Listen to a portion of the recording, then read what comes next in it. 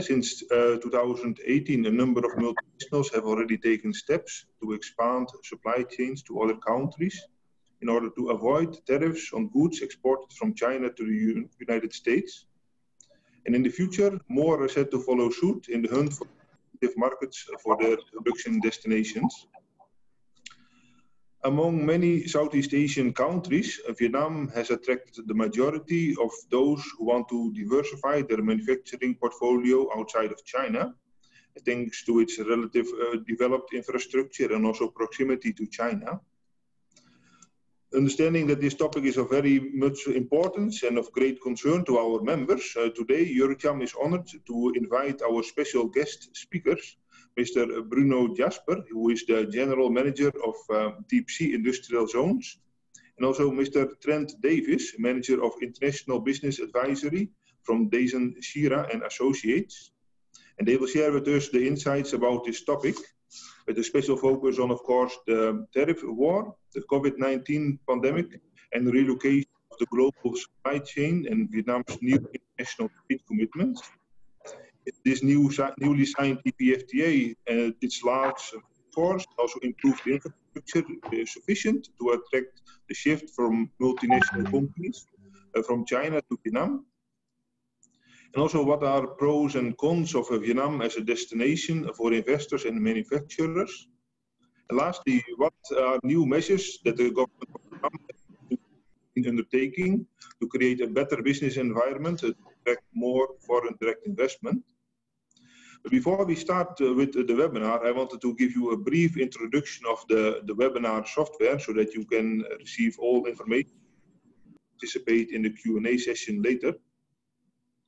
So after this webinar, there will be the Q&A session, and you can participate by asking questions. Firstly, if you want to ask a question, you can use the raise hand button, which will indicate to us that you are open to ask a question. And if it's your turn, I will call out your name. And after that, we will open your microphone. And the raise hand button can be found on the right corner of your screen. If you don't see that button yet, then please make sure that you are on the, if you are on gallery view, and you can select gallery view on the right hand side of your screen in the box, which is also marked in green color here by the view button. And please make sure that if you ask a question, that you are in a quiet environment and that your microphone is working properly. But if you are not able to ask a spoken question, but you still want to ask a question, you also can use the chat function and type your question there so that we can speak out the question for you and also get the answer for your question from our speakers. So before we start the webinar, I would like to thank our sponsor, which is NS BlueScope Vietnam, for supporting us in organizing this webinar. NS BlueScope Vietnam, with Colorbond steel brand, is one of our members. And Colorbond pre-painted steel is a high-class product range manufactured by NS BlueScope Vietnam. Inheriting more than 165 years of experience from Australia in the coated steel industry and continuous innovation, Colorbond Steel maintains the leading position in Vietnam and the world. It's the choice for world-class projects and has received many rewards for outstanding innovation, and it sets benchmarks worldwide. The outstanding features of Colorbond include Activate technology, that provides a superior corrosion resistance performance, Thermatec technology, which reduces the roof temperature by up to 6 degrees Celsius, and Clean technology, which provides resistance against dirt staining. The panels also come with specially formulated durable paint system for long-lasting lifetime. So before we start the webinar, I would like to show you a brief video made by BlueScope.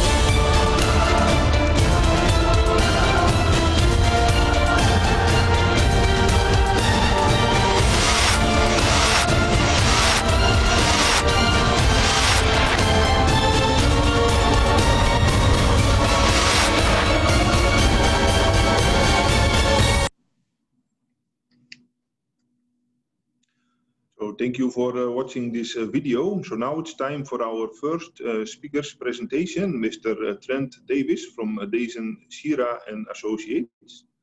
Trent, please share your screen and start with your presentation. Thanks, Ola. So good morning, everybody. Just before I start my slides, quick introduction. Dazen Shira and Associates is a foreign investment consultancy. We help foreign investors to set up in Asia, and we provide the full suite of pre-market entry, market research, establishment services, as well as accounting, tax, and legal advisory for our clients.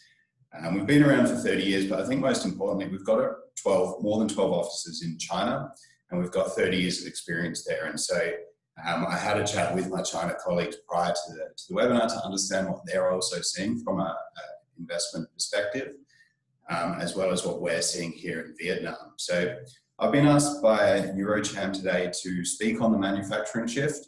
What we've seen so far, I guess, is Vietnam the biggest beneficiary? If so, why has it been, and where next? Is it going to continue to receive the same interest from partners? So just allow me to share my slides here.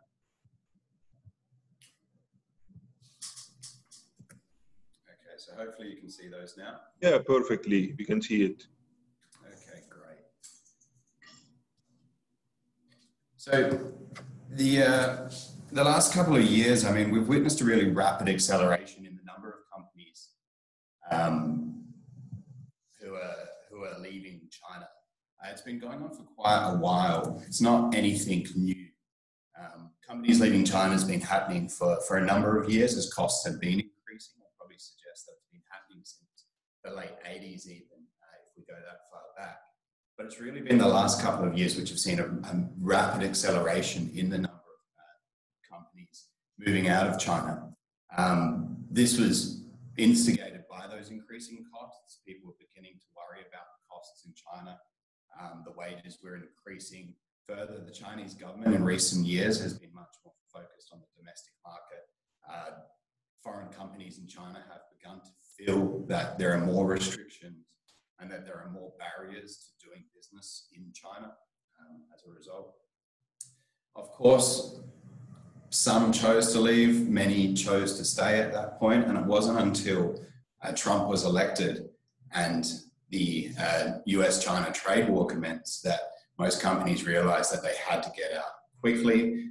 They also realized that with all their eggs in one basket, with only one manufacturing location, they had no flexibility in their supply chain, which meant that when the tariffs hit, some companies had to deal with an additional 20+% of tariffs on the products being exported to the US.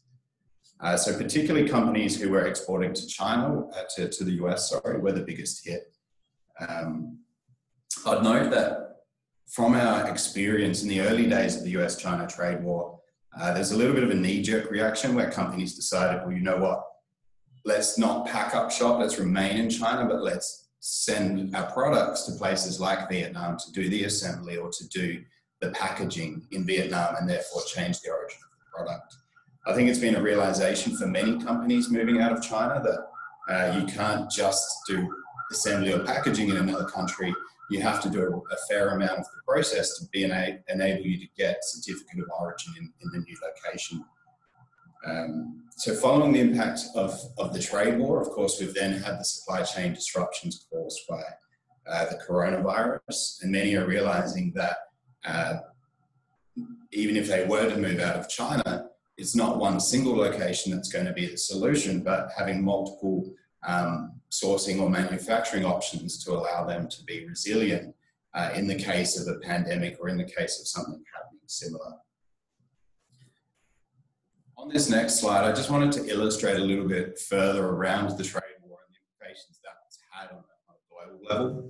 The trade war didn't actually really help to grow US production as I think Trump intended, but it diverted the trade away from China. This study, which was done by UNCTAD last year, focuses on the first half of 2019 and what happened in terms of trade. So trade imports to the US actually only reduced by about 1.7%. Meanwhile, it was other countries that picked up a lot of the product and the exports going to the US. And so, as you can see from this slide, a lot of the industries, there's a lot of variance across industries, and there's a lot of variance across countries that picked up the exports to the US or to the business. It illustrates that no one company has necessarily replaced China by any means. I think it illustrates and emphasizes the inability of any particular country to take up that work on its own. Trent, we got some feedback that the microphone sound from your side is sometimes not so stable. Do you also have a secondary microphone that you could plug into the computer? Sure. Sometimes the sound is a bit soft and sometimes normal, so it's a bit difficult to hear sometimes. But the connection seems to be okay. Okay, no worries. Hopefully this helps. Should I continue, or would you like me to go back at all? Yeah, we can try. When the sound is not stable, I will remind you, but it seems to be okay now. Okay, great. So the point I was just making there is Vietnam did very well in terms of Southeast Asia. It was the biggest winner. The two largest product beneficiaries were communication equipment and electrical, which were the two to sort of relocate from China to Vietnam. And I'll look at that further a little bit later. So last year, to emphasize the impact that the trade war has had, US imports from China fell by 16% last year. Chinese global share of exports was down 3%. Consumer goods, it was down 4%. And we also saw countries actually incentivizing their own companies to leave China. So Japan, for instance, in 2020, unveiled a $2.2 billion package for support for their companies to relocate. This isn't really a worry to China. China, I don't think, is concerned. It's a natural progression of what's happening inside of China. China's FDI last year was up 5.8% year on year, which shows that investment is still very strong. This was the biggest rise since 2017. And in 2020, because of what's happening with the pandemic, global GDP looks to shrink about 4.4%, but China's registered to still grow at 2.7%. The graph on the right illustrates the share of exports in terms of China's gross domestic product. You can see that while China's share of exports is reducing, they're also less reliant on it in terms of their GDP, which is increasing at the same time. So China's much more focused in the future on things like moving up the value chain, focusing on technology, blockchain, AI, and those other very, very large domestic industries. When talking to our China offices, the sentiment is still very strong for foreign investors to enter China, mainly because of that enormous domestic market, less so from manufacturers who are looking to set up new facilities.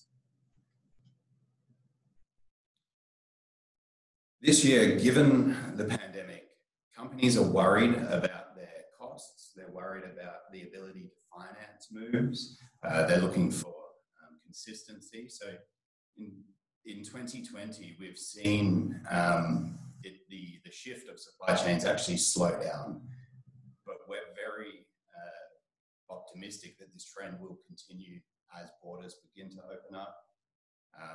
Companies are going to focus on resilience in their supply chains. They're going to want to avoid disruption, which will become more important than, say, efficiency and cost. As such, we'll see companies still maintain operations in China, but they'll supplement the manufacturing with facilities or sourcing in other locations as well, as opposed to having their eggs in one basket. Costs, of course, will continue to rise in China. The Chinese yuan grew 5% since its May low, which was the highest performing in Asia this year. So that's an obstacle as well for foreign investment, particularly when companies are concerned about costs. And with continued political tensions with the US, companies are still a little uncertain about confidence in China. So we expect, particularly next year when borders open up, that the shift from China in manufacturing will continue. As I mentioned earlier, electronics was one of the biggest industries to shift from China to Vietnam, as shown by the data. So I wanted to have a look in more depth at the electronics industry. So as we can see in this slide here, the electronic supply chain from 2015 to 2018, it grew in terms of the global export market share. So to understand the information, China had 54% of the market share for export of phones globally. This increased by 3% in 2015 to 2018, but then it decreased rapidly from 2018 to 2019 by 3%. Computers and tablets, of course, also decreased by about 4%. And we can see that this supply chain shifted towards India and ASEAN. So the total share of global exports for India and for ASEAN was 14% for phones in 2019, 10% for computer and tablets. This grew from 3%, so about 1% each year from 2015 to 2018, and an additional percent last year as well. The computer and tablets negative growth there is attributed to phones. The number of phones being manufactured is much larger than computer and tablets these days, so that segment's actually smaller overall. If we then break that down in terms of the countries that often pick up electronics manufacturing, we can see that Vietnam has grown in terms of phones and household and electric products, so up 1% last year. Meanwhile, Malaysia and Thailand have pretty much remained steady or lost in terms of computer and tablets.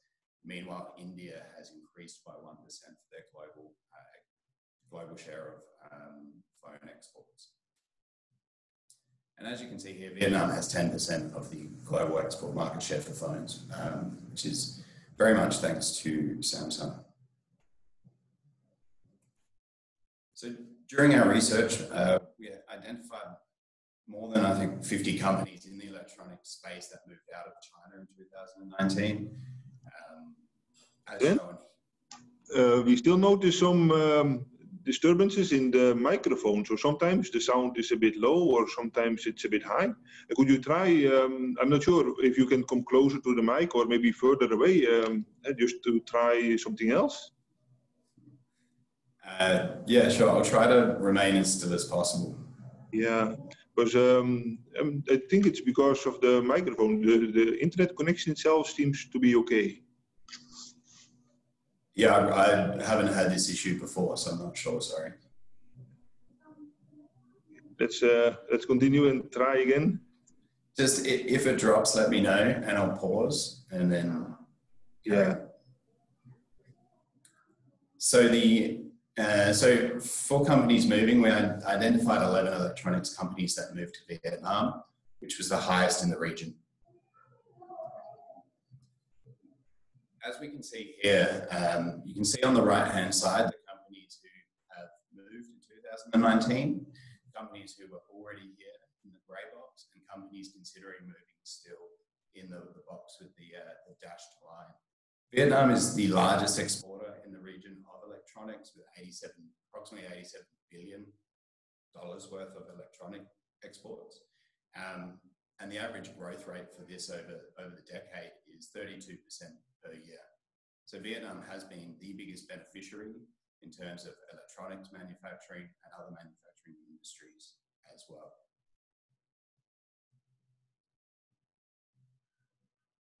Meanwhile, Malaysia, which is the second largest electronics manufacturer exporter, has the second largest number of exports based on its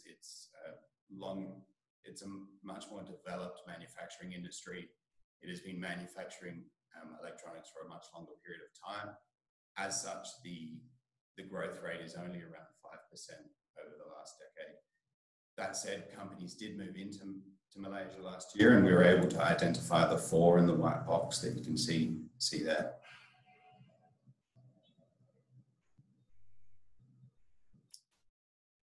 Thailand again is another big electronics manufacturer, but much lower growth rates than in the previous years.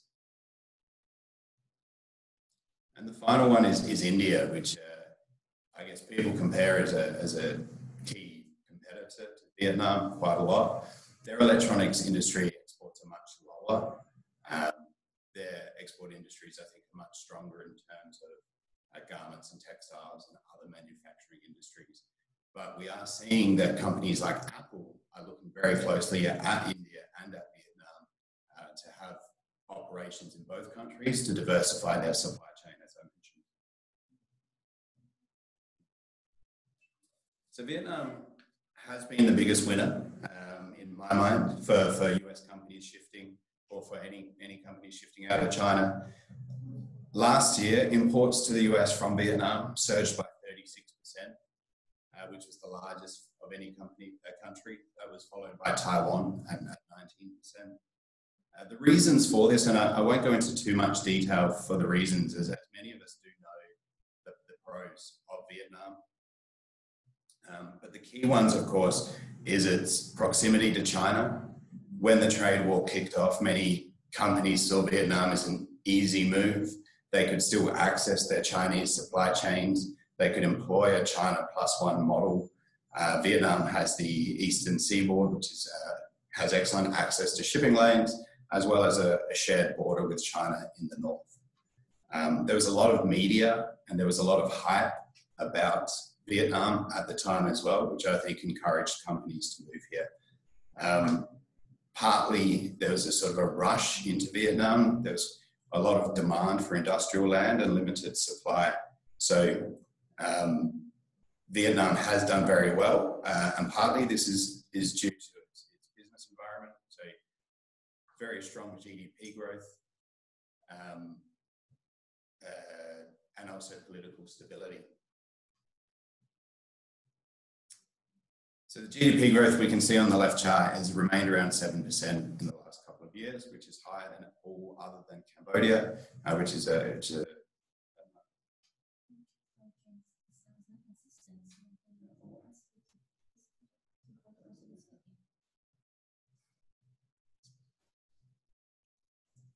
and then Vietnam as a one-party government, a communist party, is very stable. There's been no change to the government in a long time. So,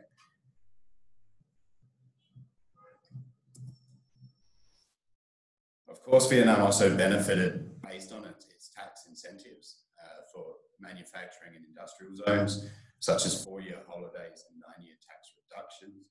But Vietnam overall also has a lower tax rate than China, Indonesia, Myanmar, or India, despite the fact that it's got quite a lot of hours spent undertaking tax compliance.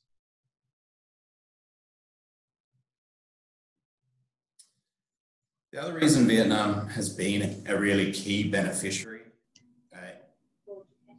is the... Trent? Yes. We still get some remarks about the sound quality. So shall I suggest that we start first with presentation from Bruno and then try to troubleshoot the issues with your computer and then continue with your presentation?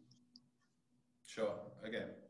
Yeah, okay, so then while we work on solving the technical issue of Brent's laptop, I would like to introduce Mr. Bruno Jaspert. He's General Director of Deep Sea Industrial Zones. To start with his presentation.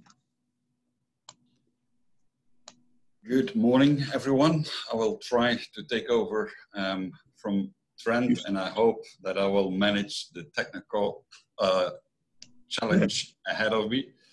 Good, so that's the good thing, yes. Yes.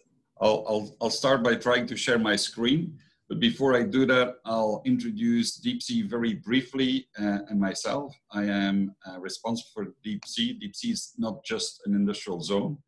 We're a conglomerate of 14 companies in the meantime, covering industrial zones, 5 of them, I'll come to that in a minute, but also an electricity company that distributes electricity to our zones, a water company. We actually once built also a hotel, so we have also a hotel because there was no hotel at that moment in Haiphong, and on top of that, we also have a port business, a port branch who's operating different ports. Let me now go to the next challenge ahead, which would be sharing my screen. I will try to do that at this very moment.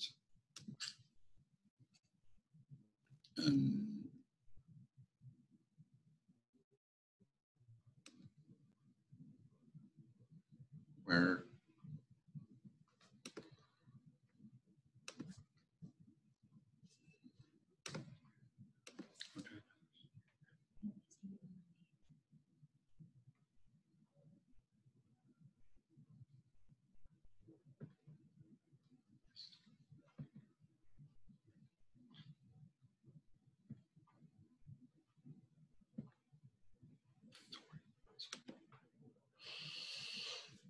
So, Evert, I hope that you can see my screen with a little help of your friends. You always manage. So in this particular case, I hope my screen is available to all of you. Yes, we can see your screen very clearly. A very great thing to start with. If you have problems hearing me, do not hesitate to interrupt me. Request of Eurochem to give you our view on the China manufacturing shift that is taking place and is driving the North Vietnamese economic growth. Unfortunately, my experiences are limited at this very moment with deep sea to the north of Vietnam, so I can't vouch for the rest of the country, but rest assured that I believe that these effects that I will discuss are basically happening all over Vietnam. So I'll introduce a number of aspects from our zone, but especially what is the situation in North Vietnam. I'll try to explain what is driving the growth. Why are people shifting their manufacturing to Vietnam, but from a different perspective than Trent. Trent looks at a macroeconomic perspective and compares the different countries. I can give you our own first-hand experience, why people actually make that move. And I would like to finish today with a reality check. I may build up a case on a specific company that came over to Vietnam, and I'll try to guide you through their reasoning, and hopefully that makes things slightly more comprehensible why this whole shift is taking place. Now, deep sea, in a nutshell, we have 5 zones. The first one started 22 years ago. It is the one closest to Haiphong city center. And over time, we managed to expand our land concessions to a total area of 3,386 hectares, of which today, still 2,170 are sellable area. As you can see, we are located inside the port or very close to the new deep sea port of Haiphong, although the 3 bottom zones are located in Haiphong province. The 2 northern ones are actually located in Quang Ninh province. So we actually work with 2 different provincial authorities to accommodate our tenants. Now, I would like to point out what is the reality of Vietnam. And link that to the reality of deep sea. What you see is a picture taken in 2014. That was the day that we signed the concession of the area in deep sea 2. And as you can see, we didn't sign a concession on land. We had some fishing ponds, and beyond you see the sea.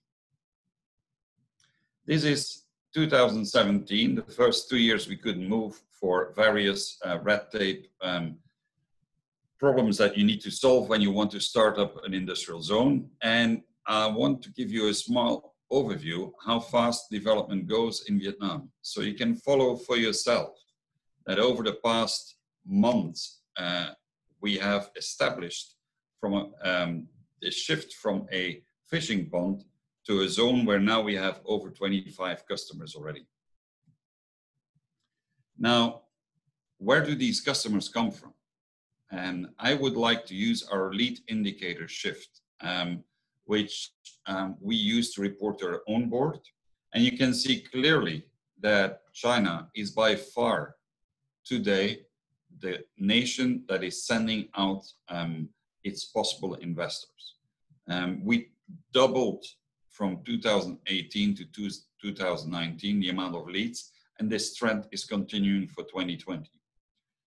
However, I would like to point out to you that also Hong Kong and Taiwan, especially Taiwan in 2020, are performing extremely strong, and I believe for similar reasons. Now, sometimes people ask me, why are you stuck in the north? And my answer is, unfortunately, also a question. Why not? Because what is not on everyone's radar is what this graph in front of you is actually telling you, where you can see that actually the shift for economic development is not or did not start at this very moment, but actually initiated in 2015. And you can see that both Haiphong province and Quang Ninh province have outperformed the originally motors behind the economic growth of Vietnam by large and by far. Currently, Haiphong is clearly doing better than Quang Ninh in attracting investments, but it must be clear that our own expectation level is that Quang Ninh will overtake Haiphong in the near future. Partially because they're less developed today, but partially also because they have huge, unique opportunities for possible investors. I'll come to that in a minute if you allow me to. Now, it's fine to show you a graph, but I would prefer to show you also some data. And here I've listed up the economic growth rate and manufacturing growth rate of these provinces. These are about as good as it gets, not only in Vietnam, but also worldwide. If you look at the growth rates currently achieved in the north of Vietnam, I think it will be very difficult to find similar figures. That has pluses and minuses. It means that it's rapidly changing. It means also that the originally low prices have a tendency to become more expensive, and that where labor was abundant, today labor might be still abundant, but already a little bit more expensive than they used to be. Now, having said that, I do believe that the north of Vietnam is ideally located today within the whole constellation of the country to attract further growth. And the reasons why it would attract those investments, I have tried to listen up for you. And the first is location. I cannot stress enough the importance of location. We took the liberty to make some circles around the north of Vietnam, and every circle represents 1 hour of flight time. If you look, it has a strategic advantage over the south of Vietnam, but also over Singapore or Indonesia by being a lot more central than any other available location that is more or less in that center region. This slide is something that most investors are not aware of and makes them rethink why they would put themselves completely outside that circle, especially for those people that are looking into supply chains across Southeast Asia. A second one, probably even more important than the location itself, is energy. Energy, for me, is the deal breaker for the future of Vietnam. For a number of reasons, there is not enough energy because of its fast growth, because of its reliance originally on hydropower and the dam projects in China, because of the lower reliability of certain parts of the grid. There are a number of issues to tackle for EVN.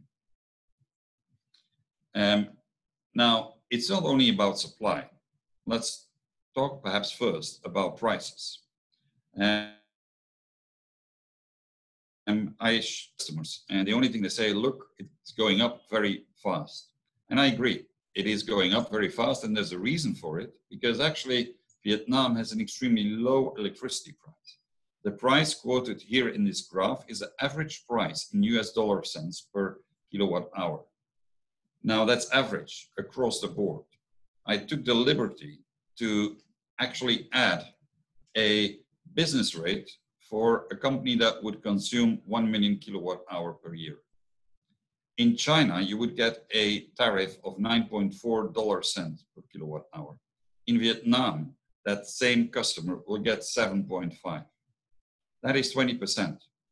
Now, bear in mind that for some people, electricity cost is taking a lot out of their cost price.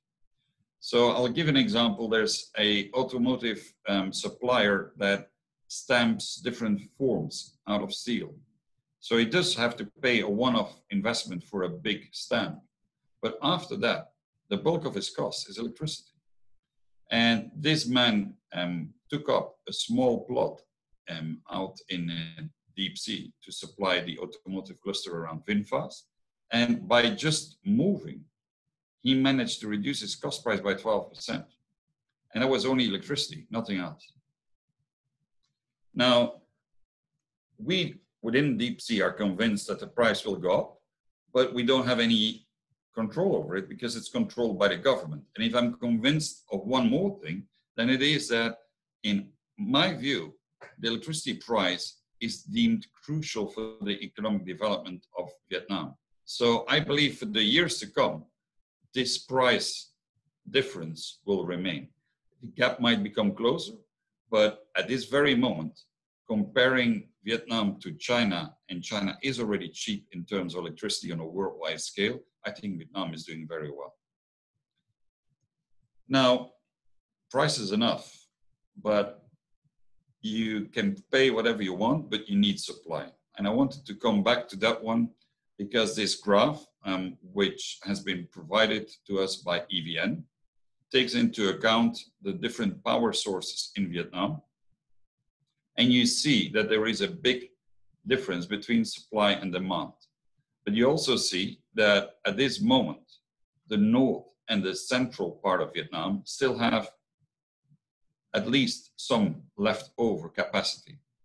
For central Vietnam, the situation is a bit more difficult because the grid there is not built up in a, let's say, way that you can reach all the different provinces with the same capacity, whereas the north has a better infrastructure from a grid perspective. For the south, it must be clear that supply and demand is already lagging behind. What is the solution? That's the pie graph on the right, where they aim to develop new sources, especially renewables, as most of you will know, are pushed very hard, and in the first phase, especially in the south, because they have both lots of wind and lots of sunshine. But this is definitely a must-win battle. For me, I only see for the near future a solution with more LNG ramp up, as only LNG-fired electricity plants will be able to offset the variations of a renewable energy-fed grid. And I believe EVN and Vietnam face quite some challenges in that regard.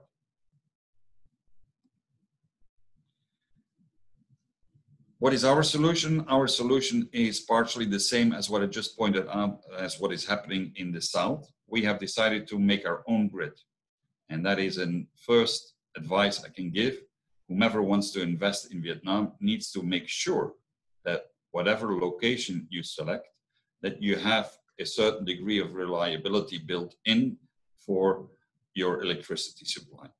So what we are doing, we put underway a big investment program where step by step we will try to offset our backbone connection to EVN's coal-fired and hydroelectricity grid and offset that against our own solar farms, a first experimental windmill that we are putting this year to see what is the output. And thirdly, we are trying to set up with a Vietnamese partner a waste to energy and try that way to reuse the landfill that is adjacent to one of the zones that we have in Hai Phong to recover some energy that way. All of this will be able or enable us to make or guarantee 50% of our total capacity to be sourced from renewable sources by 2030. Actually, we're well underway to achieve that by 2027. If you want to go beyond that, we need to have storage capacity. We are looking currently into battery storage, but there are a number of issues with it, especially under the climate that we face here, as well as hydrogen storage that would allow us to reuse it as possible fuel for barges that we operate between different ports. We talked about energy. I believe it's just as important that we talk about infrastructure. Infrastructure is key for any investor, and there is no doubt that infrastructure in the south is better developed than in the north. I would, however, add to this that infrastructure in the north is being developed at lightning speed. I joined the company almost 2 years ago, and at that moment I was toured around, and this is a picture of the bridge that is connecting Quảng Ninh province and Haiphong province. So that is less than 2 years ago. That same bridge looks like this today and connects not only Haiphong and Quảng Ninh, but all the way to the highway past Van Dong to China. Such an achievement for me is amazing, and the reason why I point it out is that almost anything is possible. And as the push towards further development of the north is so clear, the amount of infrastructure works are not stopping just with this huge bridge. So if you look just around Quảng Ninh and Haiphong province as the gateway towards Hanoi and everything behind Hanoi, everything that comes in and out will pass Haiphong. And the new Haiphong deep sea port, like PN, is the ultimate testimonial of that. That port looks in 2018 like this, and since last year, its opening looks as the picture that I've just put on the screen. Now that it connects the port with Hanoi, with the new highway, which has given the opportunity to be in a 1.5 hour from Hanoi to Haiphong, but also connects Haiphong and Quảng Ninh through the new coastal expressway with Ho Chi Minh. Within 2 years, that intercoastal expressway should be finished.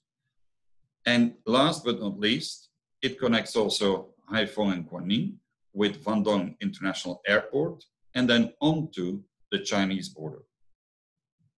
And that brings me to an enabler of infrastructure, which is logistics. I believe that this is the part where Vietnam scores worst across the board, because logistics today in Vietnam are A, not efficient, and B, absolutely not up to standard. And logistics, especially efficient logistics, make or break industries, especially big volume moving industries or ones that need logistic supply chains with specific requirements. So we use as an indicator, take the total logistics cost in one country over its GDP as a reference for future investors, because this gives you also an impression or an indication of how much for a company it would cost to get your logistics right. And as you can see, Vietnam is outperforming, unfortunately, in a negative way. Even a country as vast as China, of which half of it is still not really developed, has a significantly lower logistics cost. If you look globally, there is still some room for improvement for China, but there's an awful room of improvement required for Vietnam. Now, one of the reasons is the price. Today, everything is done single-handedly by smaller companies. There are the big logistics people, the big international players, have setups in Vietnam, but they're still working on rolling it out across the country.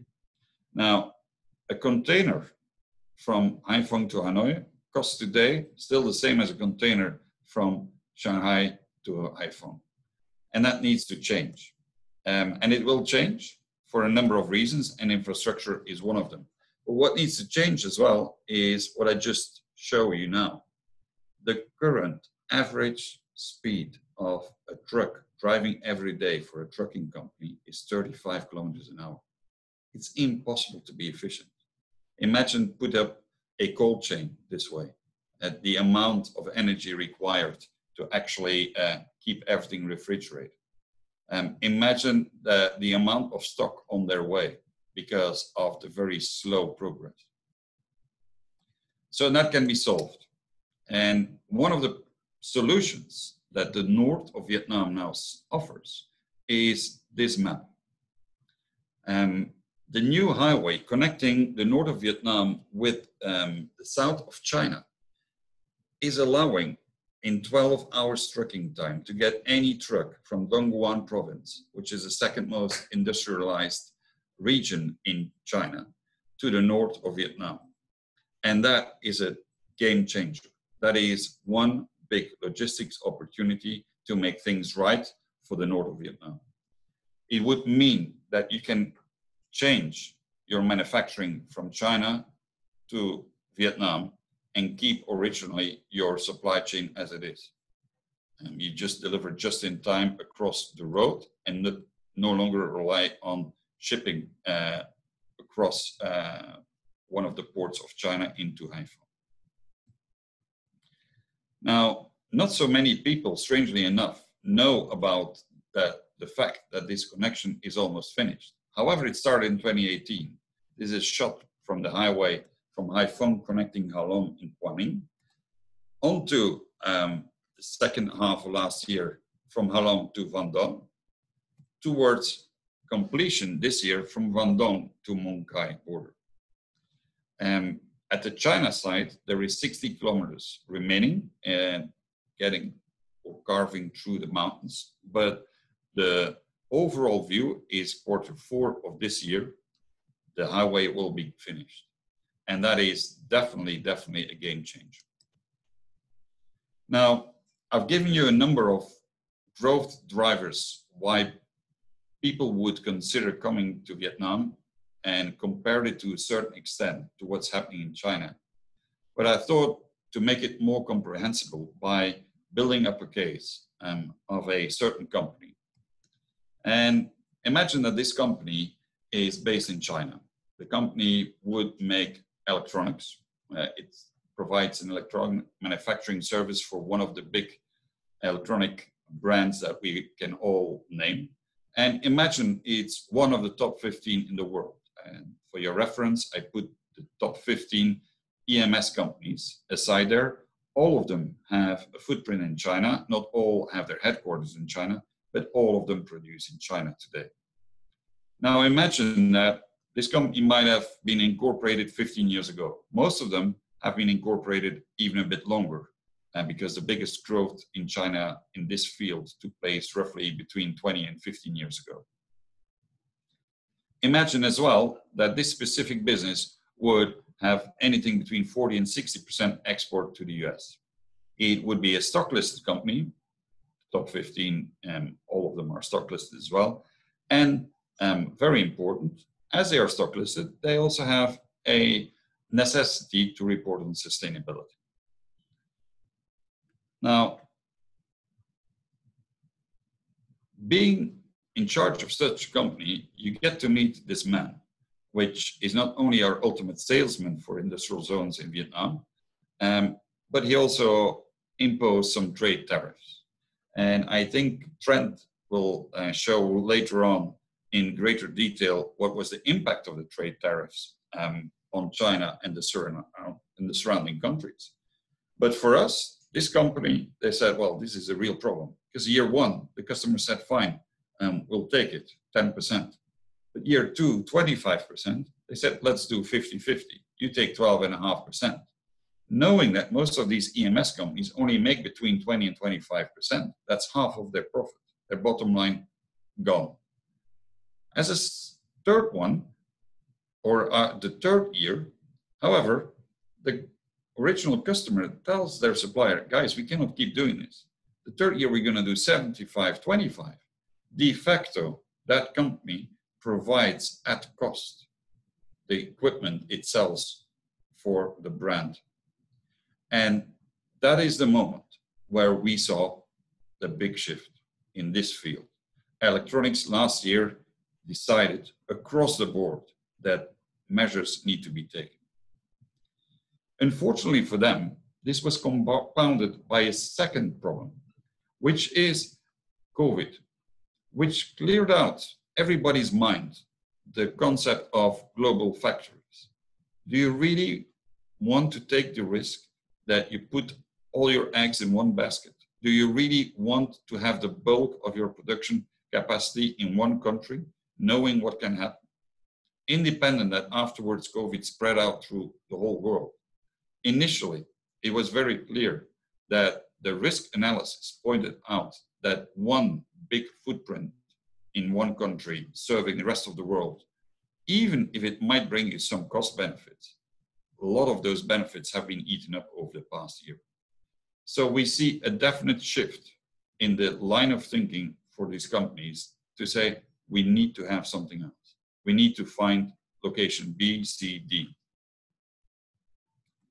Now, that shift, what are we talking about? If you look around, you're sitting in China, and you say, we need to shift, why would you take Vietnam? And then comes into play what I've been discussing with you before, those drivers for growth in investment to Vietnam. It has available land. Not only has it land, there is an extremely fast growing market of ready-built factories built to suit, warehouses, so you can move fast if you want to. And even if there is a shortage temporary, there is a huge amount of investments in terms of investment funds coming now both to the north and the south of Vietnam to cover this gap. And there is the logistic opportunity to connect the south of China directly with the north of Vietnam using the road connection I've just been highlighting. Imagine then somebody says within the company, look, if we move to Vietnam, it would save us bottom line at least 25%, because that's the impact of the trade tariff if we have to take the burden completely on us. So you can move into something similar like this. Ready-made warehouse or workshop, and they can start assembling. Now, that is the fastest way in, but it's actually helped greatly by 19 economic zones that offer you 4.3%. 4.3% is the average tax rate that you get if you invest in any of these 19 economic zones. And I'm very proud to say that all of our zones are incorporated in one of those official economic zones that can offer this tax incentive package. How does it work? It works as such that the first 4 years, you are not taxed. The next 9 years, you're taxed for 5%, then another 2 years for 2%, and then you will end up with your 15% going on to the normal rate of 20%. Now, it needs to be clear that this needs to be compared to the situation in China. Remember, your company that we're building the case for has been there for 15 years, has run out of incentives. So this is bottom line a huge improvement. It's direct impact. On top of it, if you're talking in terms of cost, salary in Vietnam compared to the south of or the southeast coast of China are roughly at 50%. They're increasing and they're rapidly increasing, but still there is a big gap. So both personnel and tax will offer a huge advantage bottom line, but you also on top of that will actually evade the taxes. I think Trent was actually explaining the moment he was cut off by his mic, that you need to add a certain degree of value and you need to ensure that there is local content. But having done that, you also in return clear up your bottom line of the whole trade tariff issue. And that results in what's happening today in the North. The North is definitely an extremely fast-growing electronic cluster. All of these people are currently producing or through EMS companies, or the EMS companies have put a strong foothold right in the north of Vietnam. Korean companies have a tendency not to use EMS, so they have their own setup. The Chinese and Taiwanese companies use above all EMS style companies. And for us, this is at this very moment the fastest growing sector. Why do they come to a well-established zone? They want a reliable electricity grid, and they want a sustainable guarantee, because all their customers have extremely high requirements and demands in terms of sustainability. They join the more than 100 customers we have already, actually 117 at this very moment in DeepSea. Originally, most of them were more heavy industry related companies. We see now a shift to more technological setup, which is, I think, in line with what is happening across the country. I would like to thank you for your attention. Unfortunately, I didn't put up my clock, so I hope I didn't speak too long. If you have any questions later on, I'm more than happy to answer them. And if not today, you can always reach out on the contact details that will be provided by Eurochannel. Thank you, Bruno. Your presentation was very interesting. And now I would like to invite again Mr. Trent Davis from Davis & Shira and Associates to open the presentation. Trent, are you on the line?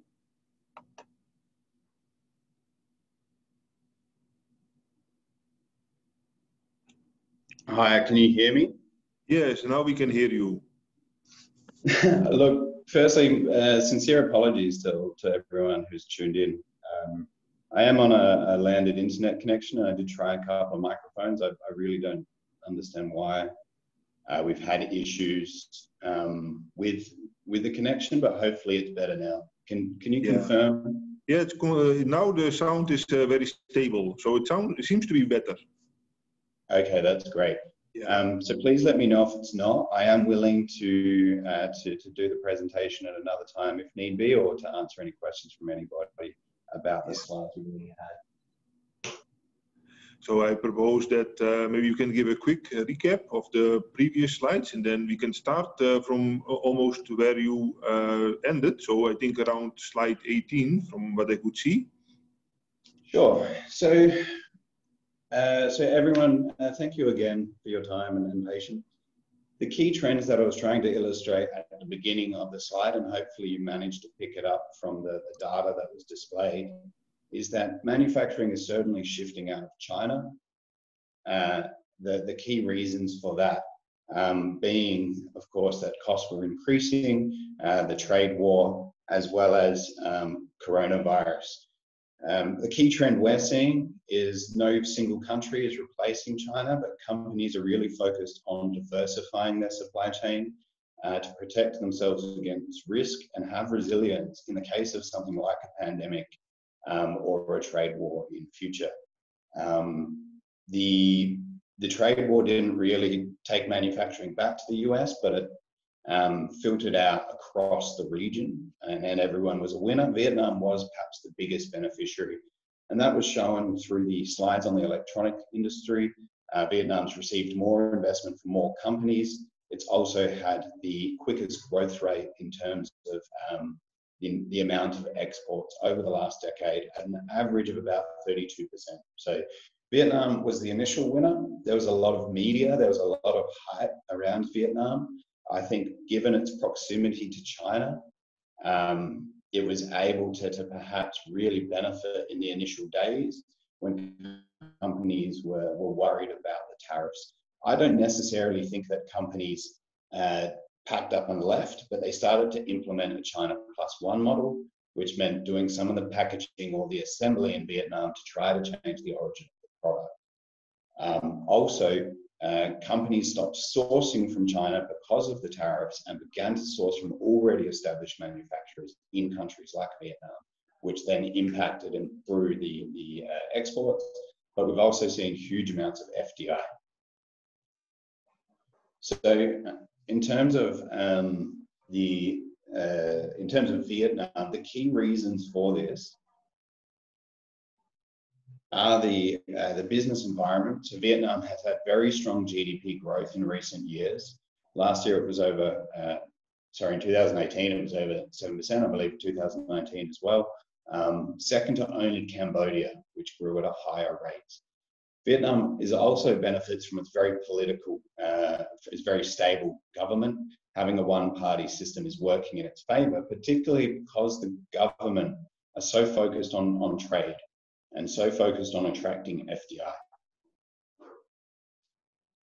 In addition to the stable government and the economy, the growth in the economy, Vietnam has a lower tax rate than most of its neighbors, but it also has adopted the tax incentive model, which is important to investors. That ability to get, say, 2 to 4 years of CIT exemption and then a longer CIT reduction is important, and it's going to be important that Vietnam continues to offer incentives for investors and to continue to focus on the policies that allow investors to feel comfortable in Vietnam. Additionally, of course, Vietnam does need to focus on the actual compliance and the bureaucracy involved. So some of the e-systems regarding tax need to also be improved, particularly customs. In terms of costs, Vietnam does really well compared to some of its neighbors, other than less developed countries like Myanmar and Cambodia. We did a study on the 6 countries shown here, which looked at a warehouse rental cost based on an assumption of a 2,000 square meter warehouse. Also on around 20 staff members at different levels of the business, and as well as the utilities costs that we're familiar with in Vietnam. And so when we compared them, the first year breakdown of the cost is lower than markets like Indonesia, India, and particularly China. The other key thing that really has assisted Vietnam do so well in the last year or two is its regional trade integration. Vietnam's government have been very proactive in entering free trade agreements. As you can see here, Vietnam, which is the second column, has more trade agreements with more partners than any of the other regional players. Of course, the EuroCham, the EVFTA, came into play in August, which is great, and that will also impact because the EVFTA includes investor protection agreements, which are still being finalised, but will have favourable policies by the Vietnam government to assist foreign investors in projects, particularly higher risk projects like things such as energy. The importance of these free trade agreements is emphasised by a simple understanding of tariffs. So I personally don't think companies had paid a lot of attention to tariffs prior to the US-China trade war. Most companies participated in trade agreements or in the WTO, and so they had the most favoured nation tariffs applied, which typically, for an example, are around 5%. Most free trade agreements, which have preferential tariffs, such as the EVFTA, have reduced tariffs to 0 for many products. Some of those were instant, others are going to take time to reduce over say, a 7-year time frame. Countervailing measures are measures imposed by countries to fight what they believe are unfair trade practices. In essence, this is what Donald Trump did when he imposed the tariffs on China. He believed that China were taking too much from America and not giving enough back.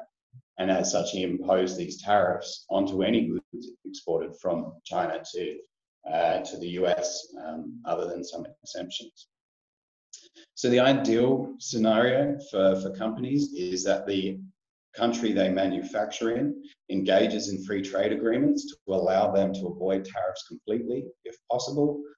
In lieu of a free trade agreement, then the WTO most favoured nation tariffs apply, which are much lower than, say, countervailing duties. So it is key for companies when they look to move out of China that they understand how they need to adjust their supply chain. What companies were looking at doing was finishing and packaging products in other areas like Vietnam. They'd bring the product in, they'd do a little bit of assembly and packaging and then send it off again. This was quickly countered by US Customs, working with the Vietnam Customs to ensure that rules of origin criteria were being met. Rules of origin can be quite complicated. Typically, it's covered by a free trade agreement, but if a trade agreement isn't in place, then it's covered by the customs authority of the importing country. And so to understand the rules of origin requirements for the US, we need to work with the US customs laws and understand whether a change in the HS code or a sort of a regional value contribution is enough to assess a product as made in Vietnam or made somewhere else. Vietnam has, of course, got its own laws around getting a certificate of origin, in many cases known as a Form B, and they also assess the regional value content or the amount of the process that is being undertaken in Vietnam. This slide shows that I think anything that is simply assembly or finishing and packaging has a very low chance of actually changing the origin of a good away from China. Some form of production should take place in the other market, or the raw materials should be sourced locally in order to meet the regional value content. So Vietnam's free trade agreements were a real positive. Vietnam has engaged in trade agreements with many countries. The key ones, I think, are perhaps the Europe EV FTA and the CPTPP moving forwards. For a long time, there has been ASEAN and other agreements in place, which are reasonably common. Vietnam will continue to benefit based on the fact that it is part of these trade agreements and can assist companies to lower tariffs. So when we are working with companies leaving China, there are a very large number of things that they actually consider when looking at where they go. It's not just about the tax incentives or the cost. It's a combination of all these factors which they need to be able to weight and assess each location. As discussed, Vietnam benefits from its low costs, its geographic proximity to China, its free trade agreements, but there are still a number of areas where Vietnam is struggling, and I think that's becoming more known. Many companies we helped to moved very quickly and set up in Vietnam, only to realize they'd wish they'd paid more attention up front to where industries cluster, where their suppliers are, what are the infrastructure challenges. And so moving forwards, for Vietnam to continue to be a key beneficiary of what's going on, there are some areas for improvement which need to be focused on. One of the key ones is infrastructure, and Bruno alluded to this and how well Haiphong is doing in many areas. But across the country, things like road and rail infrastructure really struggle. There's a lot of congestion in the ports. I know ports are being built, and I know that Vietnam's infrastructure spend is extremely high. But in comparison to some of its neighbours, it still doesn't perform that well at the moment. And these bottlenecks that causes are a key issue for companies, particularly things like the logistics costs. Labour is another area. While the labour is perhaps half that of China, it is much less productive. And feedback from clients who've moved into Vietnam is that sometimes they feel like despite the savings and the wages, they're not actually finding much efficiency or productivity to make up for that. So they may need twice the number of workers or hours to be able to find they're as productive as they were in China. China leads the way in terms of our labour score when looking at things such as the labour productivity, the participation rate, and those sorts of things as well. As you can see here, I wanted to include this just to show where Vietnam is. Typically, its competitiveness score, which is taken from the World Economic Forum, is only above Cambodia and Laos. The wages are low, but it's not as competitive because there are still skills gaps and productivity issues which will need to be addressed. Vietnam is moving from a low value added manufacturing destination to a more complex assembly. So Laos and Cambodia typically being the most basic. Vietnam is beginning to move up the supply chain. There's still a lot of work to be done in terms of the depth of the supply chains and the ability for local companies to service some of the international companies in their supply chains here as well. Thailand, for instance, has long been known as an automotive manufacturing destination, but also things like aerospace as well, which is where Vietnam is beginning to operate. And of course, VinFast have made huge investment into their own automotive manufacturing. And so we'll start to see some of those industries grow as these issues can be addressed. I wanted to go back to the electronics example that I was giving earlier. So as the data showed, Vietnam had perhaps been the biggest beneficiary for companies moving out. But at the moment, given some of these infrastructure and these labor issues, Vietnam is currently limited to be an integrator of components. So it plays the role of assembly and sub-assembly of finished products destined for export. Typically, these are the lowest value-added activities in an electronic value chain. Much of the upstream work, such as design, engineering, are carried out, research and development is carried out elsewhere, overseas. There's been limited research and development activities in the country, but it's been pleasing to see companies like Samsung, Panasonic, and others really start to invest in this area. But it's important to see the Vietnamese government also invest in research and development and incentivize local companies.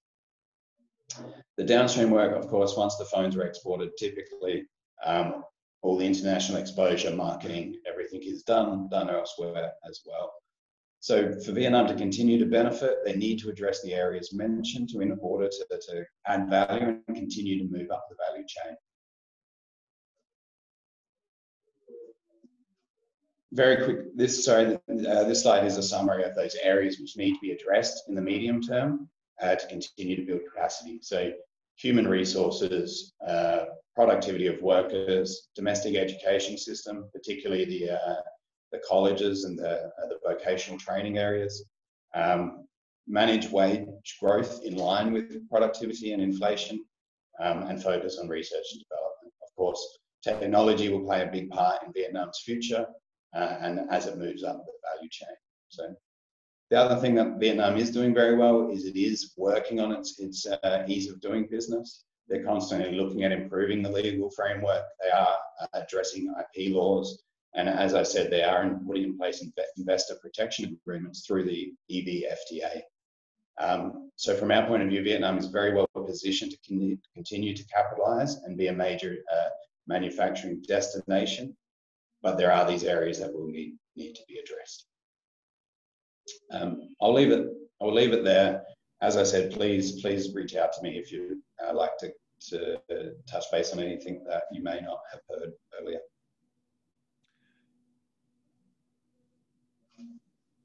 Thank you, Trent, for your interesting presentation. So indeed, now the sound was very good. So it's very nice that you could still continue with your presentation. So before we go to the Q&A session, we would like to invite you to watch another movie from BlueScope Vietnam.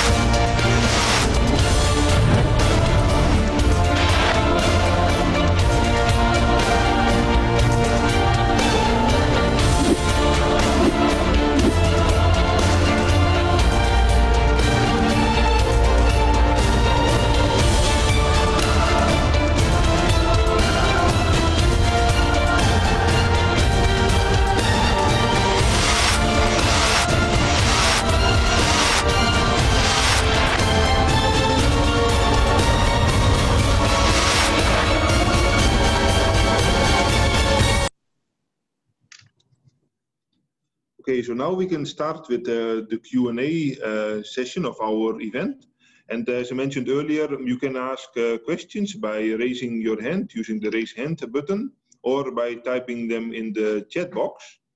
So while we wait for the first question to come in, I would like just to ask Trent and Bruno. So, of course, this year we have the unexpected developments of the COVID-19, and of course, potential new investors cannot come to Vietnam to sign contracts or to check out land plots and locations. So what effects do you expect from this pandemic in the near future? So for example, in the end of this year and also in the beginning of next year? I'll go first on this one, perhaps, as we are in the middle of the fire line. First of all, I need to say that DeepSea has never known such a good year as this year. We tripled the company in terms of land handover. And that happens despite the fact that we lost 40% of our customers. Not that we lost them forever, but because of COVID restrictions, because of COVID issues, they have pushed back their investment. But that means also that we managed to replace 40% of the scheduled customers by new ones.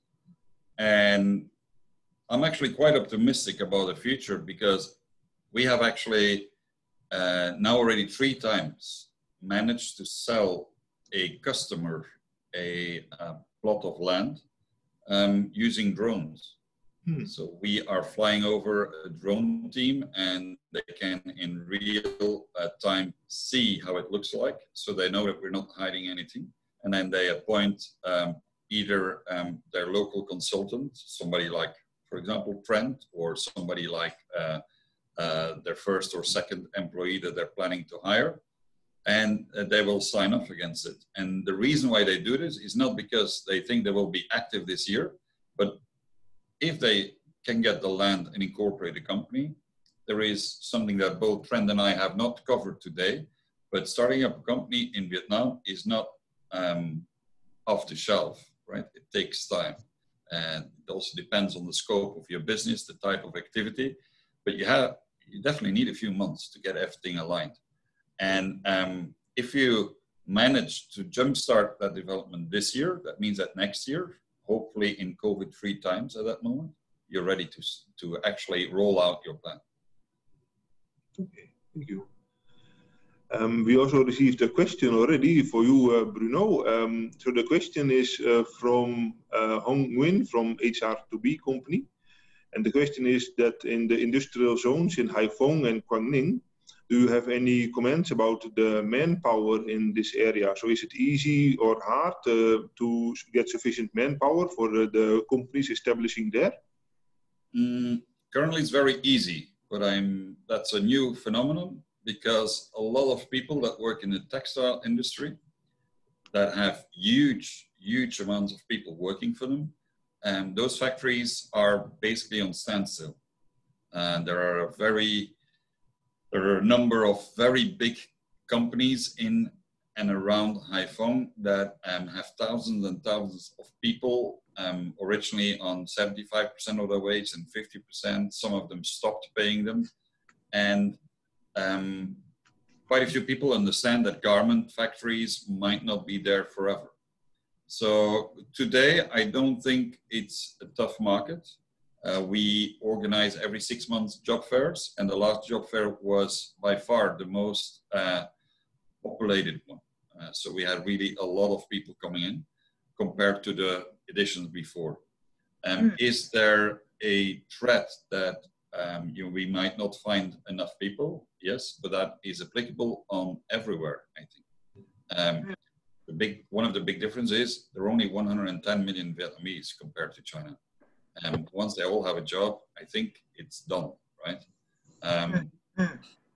My view is that there is a challenge, but at the same time, the captive area in the north of Vietnam for people looking for jobs in an industrialized setup, moving away from the rural living that they make, is still quite big. Yeah. But as Trent pointed out, Vietnam needs to educate its people. It needs vocational schools. It needs to invest in higher end educational systems. And Haiphong did something very interesting a few months ago. They announced as the first province in Vietnam that all education for Vietnamese people is free. So if you study in Vietnam, normally you still have to pay something. In Haiphong, they abolished this. So if you move your family over to Haiphong, you don't have to pay anymore for school fees. Oh, it's an interesting policy. Interesting. Thank you, Bruno. You're welcome. Second question is from Tran Teng Phong, and the question is, which production sectors will move to Vietnam most? I guess it's an appropriate question for Trent. Trent, would you be able to answer that question?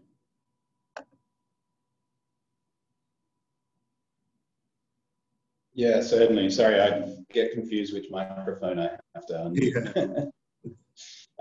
So yeah, production is continuing to shift. The largest recipient is electronics. That is by far, that's a result, I guess, of Samsung and LG, Apple. These industries are still going to receive a lot of FDI as other parts of the supply chain enter Vietnam to support the companies. It is the largest export for Vietnam. It's the fastest growing as well. So that's a big area for production.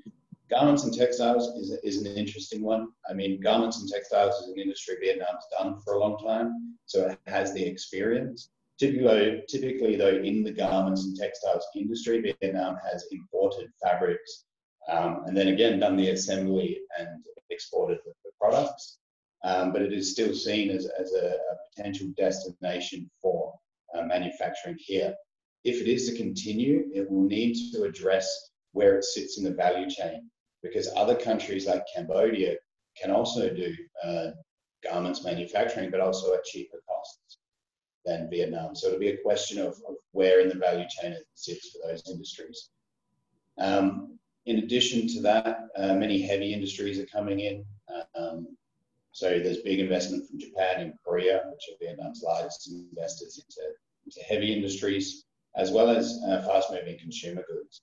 Vietnam's not as big a market as China in terms of the domestic consumer, but it's got one of the fastest growing middle classes in the region. It's got very high consumer spending compared to how much people earn, increasing urbanization. So many companies are looking at not only manufacturing for export, but also manufacturing FMCG goods, food processing, those sorts of industries, to also sell to the domestic market here and sell regionally as well. In terms of, not in terms of sectors, but in terms of where companies come from, I would expect to see more European companies enter Vietnam alongside US companies in the future as well. And for garment and textile industry trend, do you also see any shift, for example, from China or other countries to Vietnam? I think the issue is, I don't think from other countries into Vietnam. The issue with garments and textiles is because of the coronavirus pandemic, people are less inclined to spend on material goods. And so the garments and textiles industry has been hit. I can't remember the data specifically, but I did some research on it for a different presentation. And garments and textiles had been hit significantly as a result of coronavirus pandemic. And in future, people perhaps will still manage their expenses and spend less. So for the time being, I don't see investment moving. I think companies are motivated to reduce their costs, but if they're already somewhere like India, there's no motivation to move to Vietnam because the costs are comparative. Yeah. And so, if I may, yeah. on garment factories, I have something to add. Last year, we were flooded with possible investors that wanted to invest in dye houses for garment factories. And it's a base material that they need to become competitive. Now, I believe, at least that's our experience, it's virtually impossible today to have any die house still to be installed in Vietnam. That means also that I believe that the decision in reality has been made. New apparel and garment will not come to Vietnam unless there will be a high-tech component. If you look at the Adidas setup that they have down in the south, where they really make high-end, fully automated sport shoes, I see that still happening. But if we're talking just textile, low-end, there are other countries where this will go to. And the feedback we get from different tenants in the north is their outlook is already bleak for this year. For the second quarter, hardly any orders. Third quarter, very little. And if you look at container traffic going out, there's a direct relation, I believe. So I would not think that textile and apparel, unless there is a technological component, is something that is looking to shift from China to Vietnam. If they shift, they will go somewhere else. Yeah, okay. Thank you, Bruno. So Jackie from Vico Logistics Vietnam is asking, from your presentation, Bruno, we can see that Quang Ninh will be very much developed in the future. But how is the comparison between Quang Ninh province and Bac Ninh province in terms of FDI investment? It's very simple. Bac Ninh wins. Quang Ninh has till 2 or 3 years ago not really pushed for economic development. They had enough being a tourist hotspot. They have Halong Bay, and only within arrival actually of last year, the latest chairman, there was a huge push towards economic development. I must also say that Quang Ninh is actually stronger than Haiphong. And it's actually because of the fact that they developed initially with hardly any industry. Because a lot of the industries initially can get tax incentives. Mm-hmm. So that means that they don't contribute to the province. And if you look, which is another very interesting graph, if you look at the tax contributions made to every individual province, Quang Ninh is very high compared to Haiphong. And why? Because a lot of the investors in Haiphong are still actually receiving discounts or have an exempted scheme under which they can avoid taxes. So Quang Ninh, I believe, has a bigger potential because it's less dependent. Of course, now COVID has been very bad for the economy of Quang Ninh, and it only reinforced their idea that they need to bet on 2 horses, both tourism and the economy. Now, Quang Ninh has something that Haiphong doesn't have. It is the border province of China. And Bac Ninh cannot offer that. On the other hand, Quang Ninh has more restrictions for 100% owned Chinese companies. All border provinces need to have special authorizations or put special authorizations in place under the national law, where Chinese companies that invest in a border province of Vietnam to China need to comply with a lot more regulations. So that is both a downer, but also a plus, because I think it's important that Quang Ninh doesn't become China number 2. It should become just a gateway to the south of China. Okay, thank you. Trent, there is a question for you, and that is what legal and tax changes have been implemented with regards to the manufacturing shift facilitation? So are there any current or new policies from the Vietnamese government to encourage the FDI shift from China to Vietnam? The current policies haven't changed much in terms of the manufacturing shift.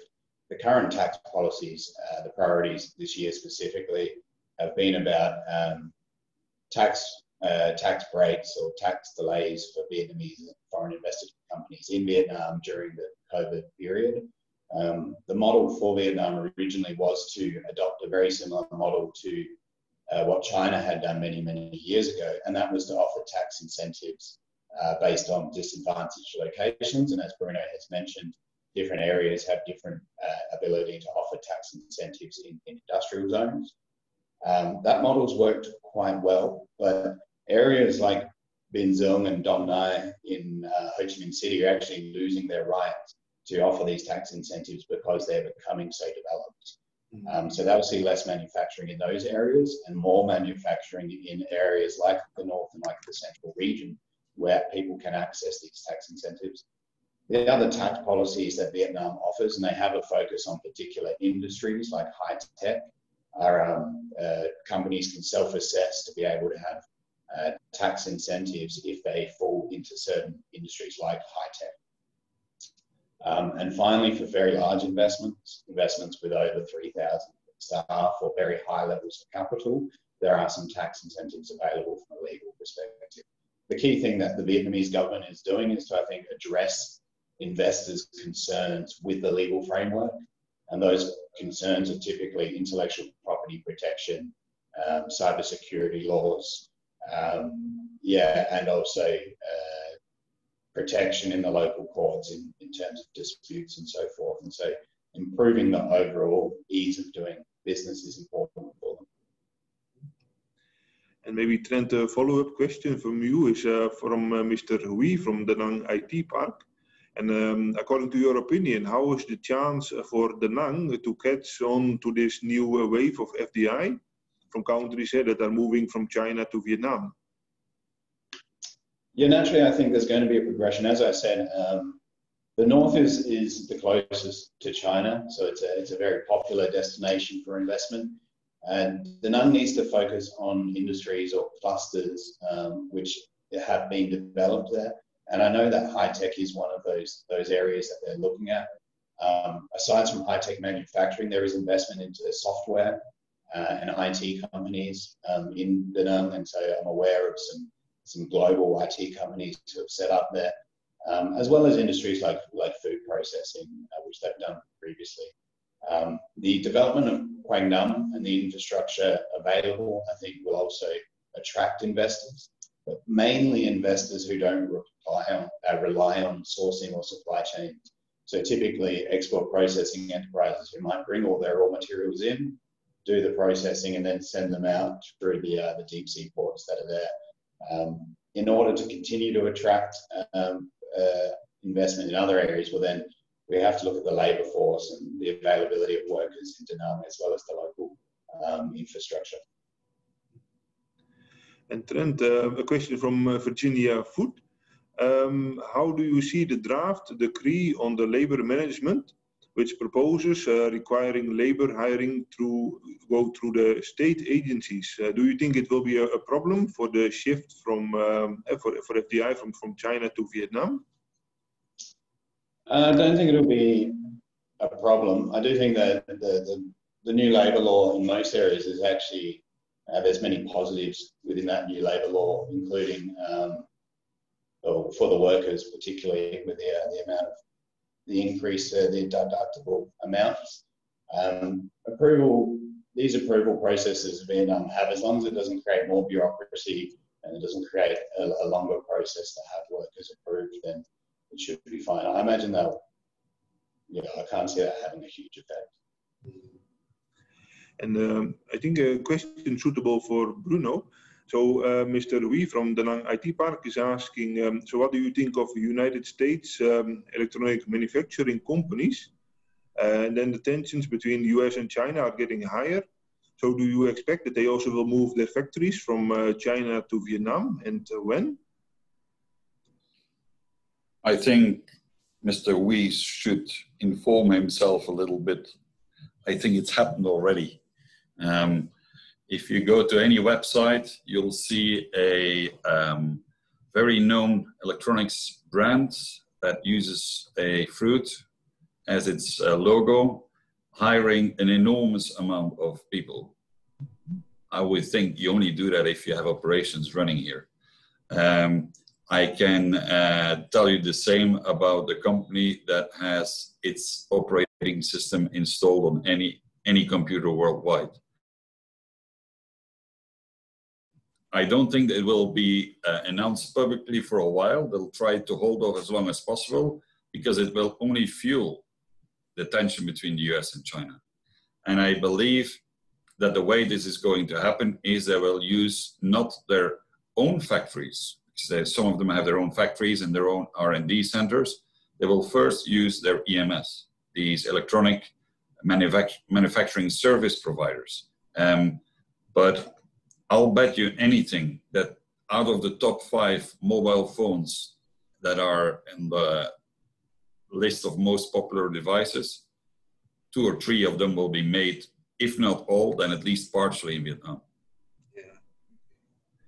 So maybe, yeah, would you like to add something? Well, I want to say that, so we have already publicly announced 2 very big investments this year, Pegatron and USI, both in the top 10 of electronic manufacturing service suppliers. Pegatron pumps $1.3 billion into iPhone's setup. USI, for only one device that will be announced later this year, are putting away a factory of $280 million. So, and that's only a tiny little bit of the market. So I believe if Vietnam plays it right, they can become very big in electronics, because in the end, for that type of market, there's a huge demand. And even if you leave 50% of your capacity in China, it's still enough for Vietnam to be very busy the next few years.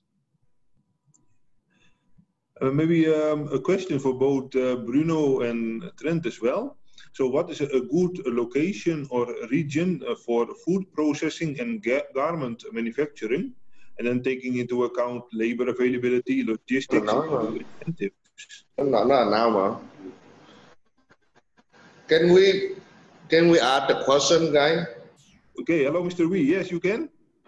Yeah, the question is in terms of China and Vietnam. I see your slide, and just like Mr. Bruno and Mr. David, we talk about Vietnam bottleneck for the EMS company established is a supply chain. But the supply chain is really depending on the China market, and the country is control the supply chain most of the time for the entire Asia area. So in terms of the US company, EMS company moving to Vietnam and moving from US to Vietnam, we see our bottleneck and our difficulty and our problem is supply chain. But if the China control the supply chain, will that be a problem, you know, when the company decided to move to Vietnam? Perhaps you're better informed than me, Mr. Wee, but I think the chances that somebody will move their activities from America today to Vietnam are very slim. I think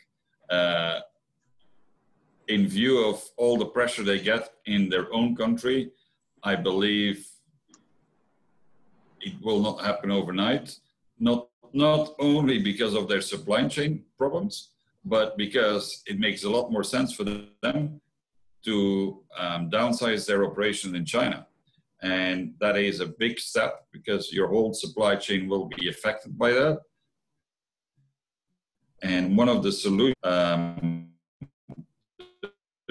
north of Vietnam and are mostly for central Vietnam is that they can actually connect through various opportunities the south of China with North Vietnam. I am not aware of very big shifts from the US out of the US into Vietnam. The only shift that I know there is the supply of LNG. Yes.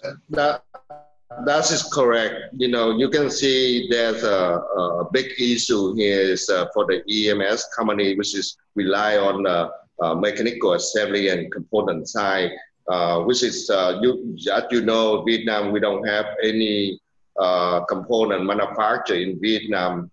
Most of the time we have to, you know, buy from China. So one of the area that I think with your background, with your knowledge, what advice do you have when we establish the company that really to build EMS, you know, assembly product for US from the company from the US? So if the relationship between U.S. and China is getting high, getting tension, and the cut off supply chain, and supply to Vietnam, that's going to be a big problem for us. So we have to think ahead of time just to make sure, when we open up a factory in Vietnam. So that is the problem. I believe the next shift is that components will be made in Vietnam. There's no reason to think it will not happen. You just need a little bit of time. I know that time has a different definition in Vietnam because everything goes very fast here. But if you look anywhere else in the world where you have a cluster of electronic manufacturing, you will see that a pivotal change is semiconductors.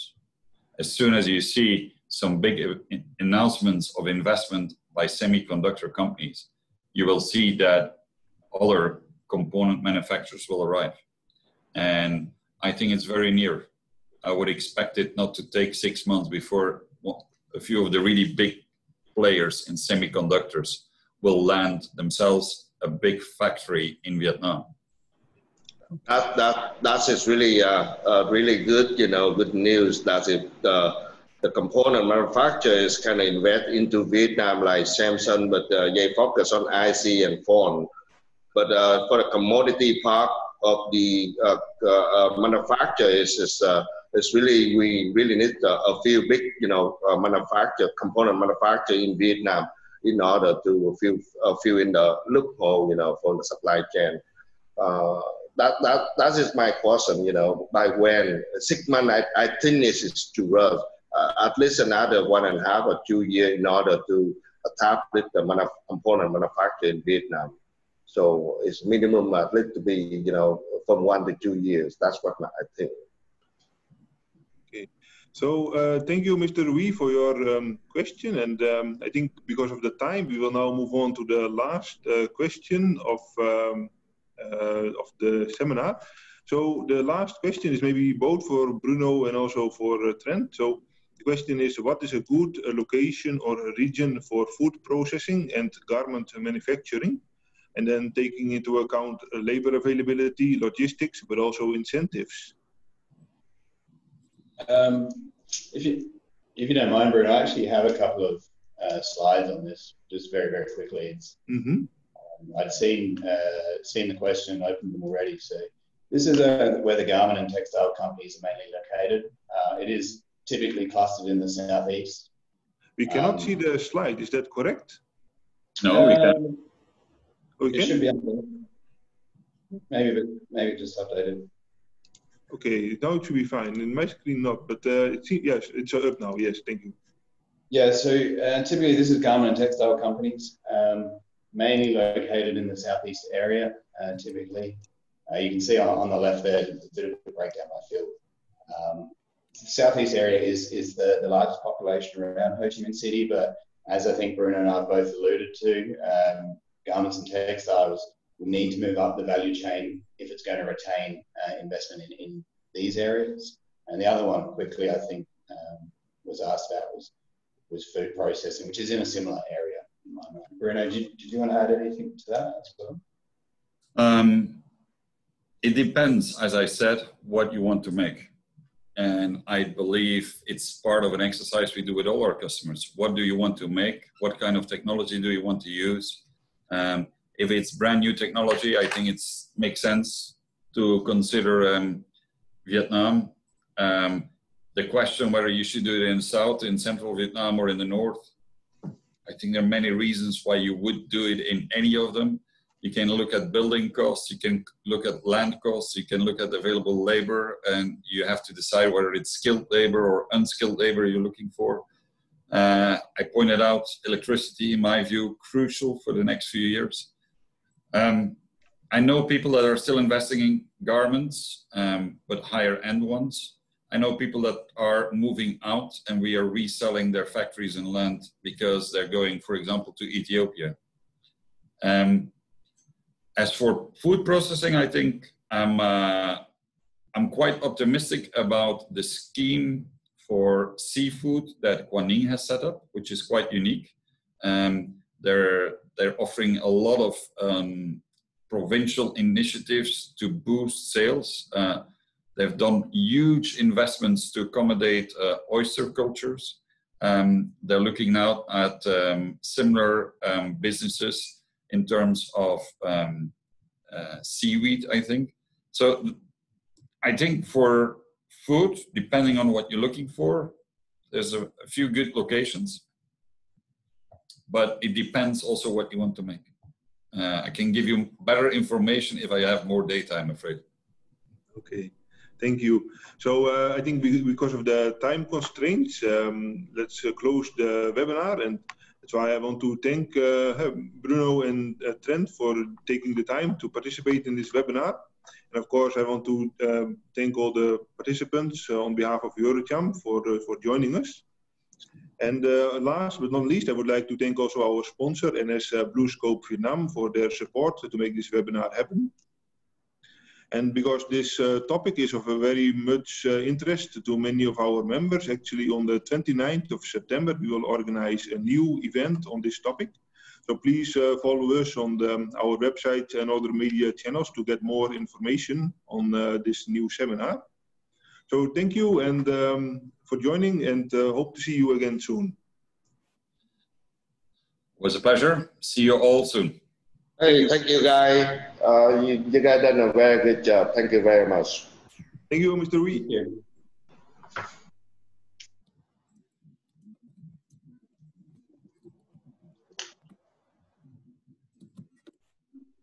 Hi everyone, I'm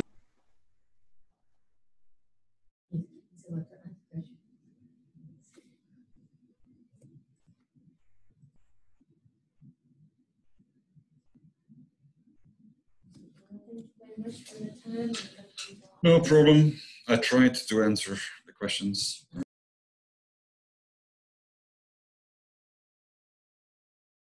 Ok, nó nói chuyện với tụi kia rồi.